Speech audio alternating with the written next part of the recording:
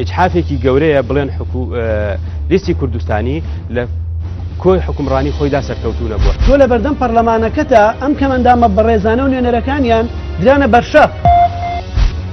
ئەوە ئێمە بووین لە حەدەی شوباتا بەرگریمان کردووە لەوەی کە پەلاماری بارەگاکانی ئۆپۆزیسیۆن نەدرێت. زۆرترین توموتیژی بەرامبەر بە ژنان لەم 4 ساڵەیە.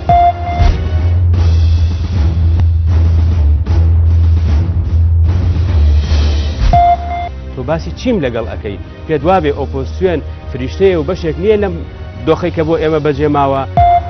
ئەمە یەکێکە لە دووشمەکانتان هەمومان لە بەردەم یاسادا وەکێکین. تەنها لە خۆتە پرسم هەموو کەسێک لە بەردەم یاسادا وەکو یەکە. هەڵمەتی هەڵبژارنی 25/2009 بە دابەشکردنی دەمانچە دەستی پێکرد. ئۆپۆزیسیۆن بیتا ئەو کاتەی ئۆپۆزیسیۆنی دەسەڵات ناشرین بێ، بەڵام ئەگەر بتەوێت خۆتیشت دەسەڵاتەوە بەرەو دەسەڵات مانگەشەکانت دەست پێ بکەیت.